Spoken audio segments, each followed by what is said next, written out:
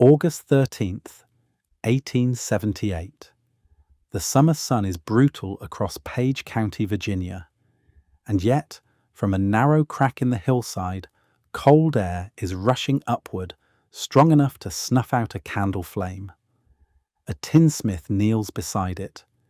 He doesn't know that beneath his feet lies one of the largest cave systems ever found in America. He doesn't know that what he uncovers will draw millions, and he doesn't know that none of it will ever belong to him. Something is breathing beneath this ground, and he's about to start digging. Billy Campbell, the 13-year-old nephew of the tinsmith, was the first to sense the anomaly. While walking along the western ridge of the valley, a sudden localized draft brushed against his skin, cutting through the heavy summer humidity. On a day when the stifling heat suffocated the surrounding fields, this quiet upward chill felt entirely unnatural. The terrain offered no obvious explanation. To any observer, the hillside was just an ordinary patch of Virginia pasture, a slope of limestone outcrop and dry grass. No gaping cavern mouth warned of what lay beneath, only a narrow, nearly invisible fissure hidden among the stones. Yet the air escaping from this crack was cold, dense, and carried the heavy scent of damp earth and washed potatoes.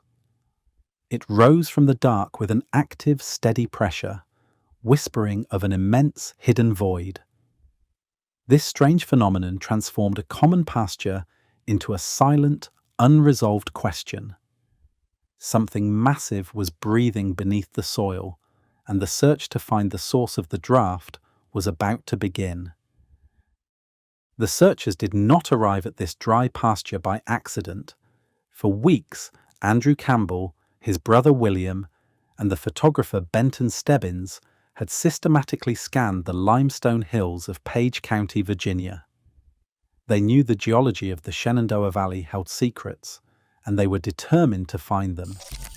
This was a calculated, methodical hunt, driven by stories of disappearing water and lost livestock, concentrated on the rugged slopes just west of the quiet town of Luray.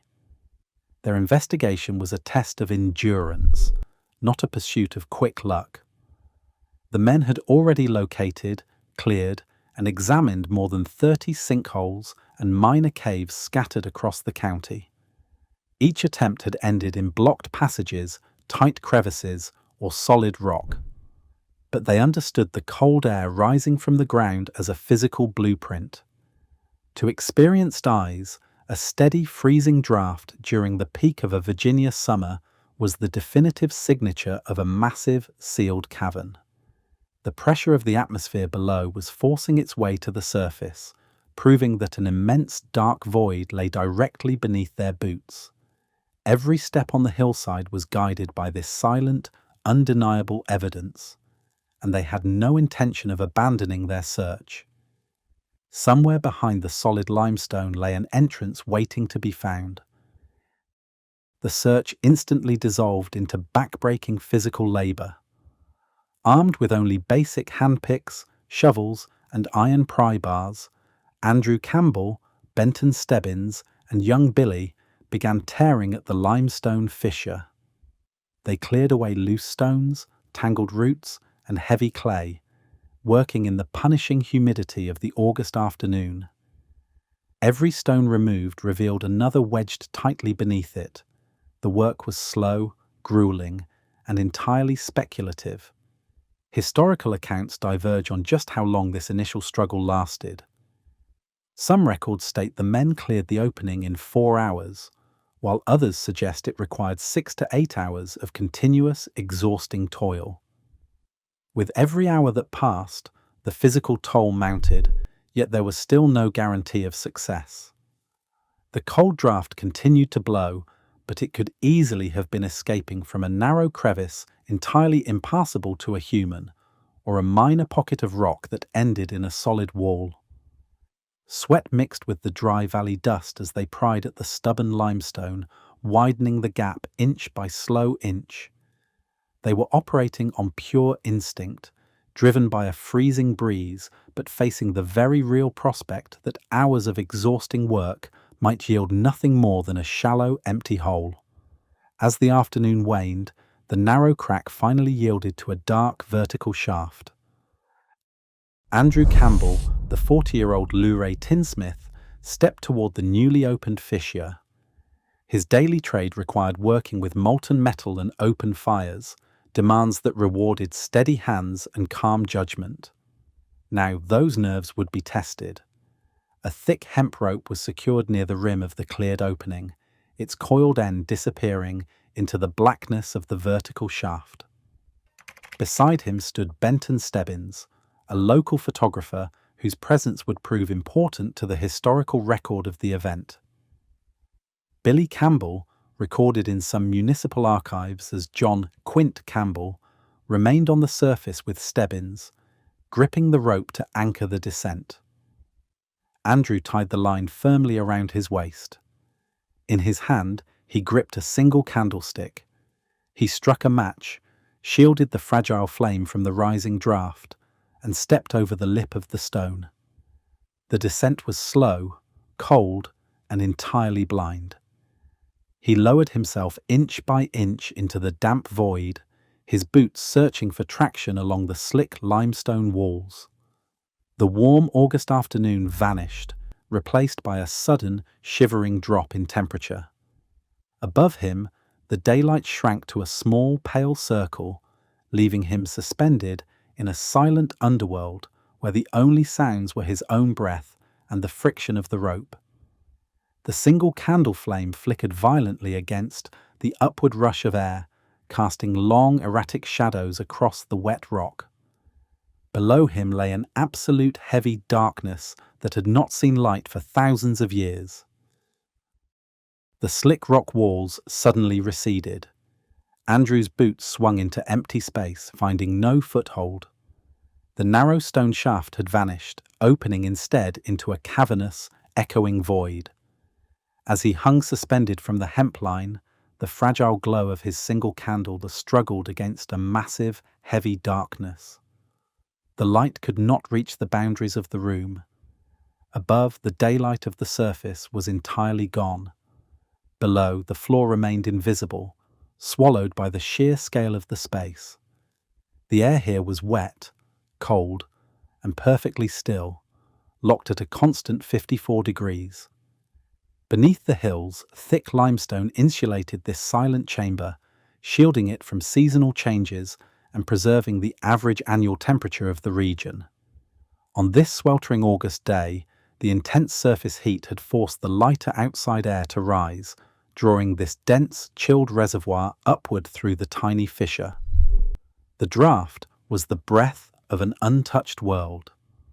As his eyes slowly adjusted to the gloom, Andrew realized the hill had not hidden a simple crevice, but a subterranean world of stone and shadow. The single candle flame illuminated only a fraction of the space. As Andrew Campbell stepped onto the muddy floor, the light caught the edges of a massive, vaulted chamber that stretched far into the darkness. Towering columns of stone rose from the ground, meeting natural arches that disappeared into the shadow of the ceiling. Thousands of glistening stalactites hung overhead, while heavy stalagmites built of mineral deposits reached upward from the floor. This subterranean system possessed an extraordinary scale. Leaving the first chamber behind, the men encountered vast, echoing rooms connected by narrow, winding corridors. In some areas, the formations resembled frozen cascades of white stone, glittering faintly in the weak glow of the candle. Quiet pools of water sat perfectly still, reflecting the massive limestone draperies that clung to the cave walls like frozen fabric. These monumental formations had developed undisturbed over thousands of years, water droplet by water droplet, in the absolute quiet of the earth. The sheer size of the caverns transformed the nature of their find. It was a geological spectacle of national importance.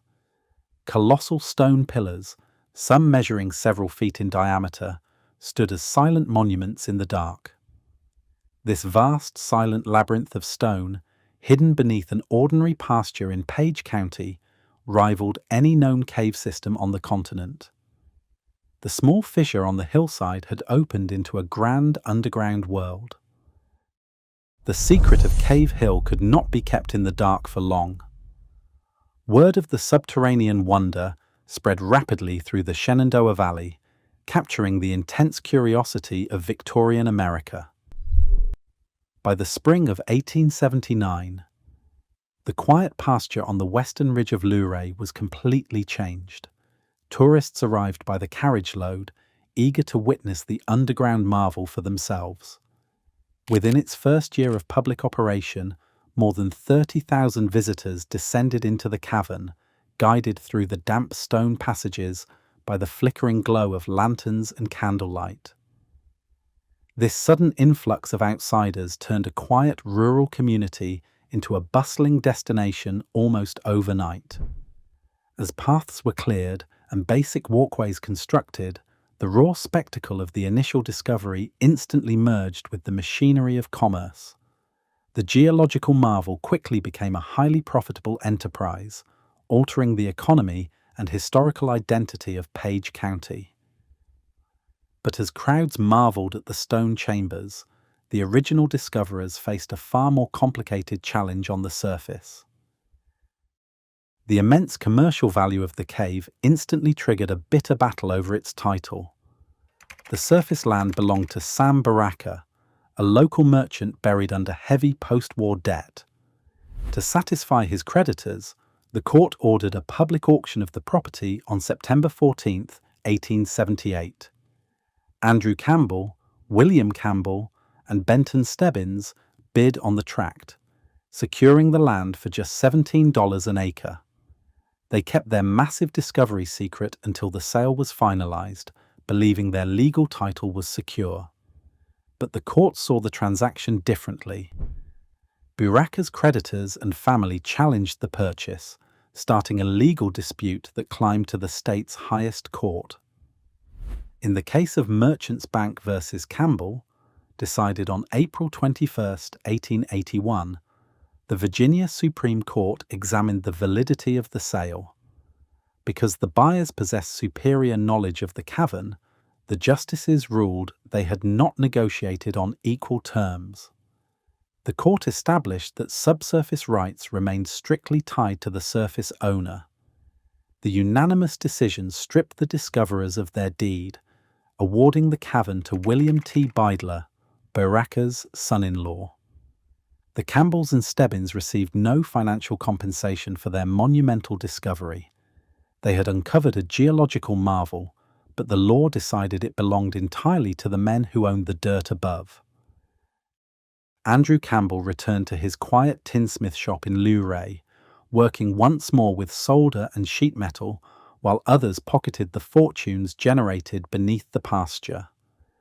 Benton Stebbins went back to his farm and his camera, capturing the likenesses of a growing town, his name gradually slipping from the masthead of the very wonder he helped reveal. Even young Billy Campbell, who had first felt the cold draft on that sweltering August morning, faded into the quiet margins of local census rolls. The cavern they pulled from the dark grew larger in the public mind, celebrated across the country, while the men who held the rope became footnotes in their own county's history. They lived out their lives within miles of the entrance, listening to the whistle of arriving tourist trains, knowing that the greatest marvel of the valley belonged to someone else. They had changed the map of Virginia, only to be left standing on the surface, empty-handed. Today, the steady hum of tourism defines Cave Hill. Every year, approximately 500,000 people walk through the paved pathways of Luray Caverns, their voices echoing off the same limestone arches that once sat in absolute silent darkness.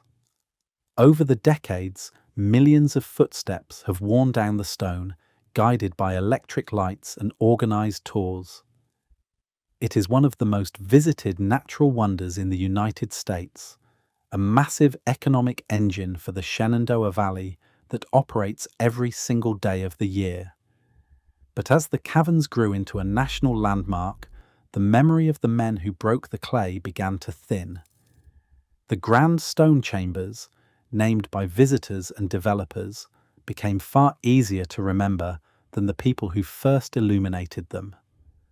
Benton Stebbins and young Billy Campbell became quiet names in regional archives, characters in a local legend that tourists buy on postcards. Their physical struggle on that hot August afternoon is now represented by a small bronze marker, a quiet nod to a moment that reshaped the county forever. The quietest irony, however, belongs to Andrew Campbell. For decades after the discovery, he walked the streets of 𝐒𝐔𝐁𝐄 as an ordinary tinsmith, shaping metal plates and soldering joints in his shop, while just a mile away, strangers made fortunes from the world he pulled out of the dark. When he died on October 24, 1914, at the age of 76, his obituary recorded his role in the discovery. But the wealth and prominence he had risked his savings to secure had long belonged to others. History often remembers the find while forgetting the finder. The massive columns and glittering draperies of 𝐒𝐔𝐁𝐄 still stand, untouched by the passage of time, attracting endless crowds who marvel at the silent work of water and stone. They walk the dry paths, feeling the cool, 54-degree air brush against their skin, entirely unaware of the local tinsmith who felt that same cold draft rising from a crack in the weeds and decided to dig. Today, millions of tourists walk through the illuminated beauty of 𝐒𝐔𝐁 caverns. Yet the ordinary tinsmith who followed a whisper of cold air remains in the shadows of the empire built on his discovery. History often rewards ownership over wonder, but the spark of curiosity cannot be bought. What forgotten mysteries are we walking over right now? Share your thoughts below.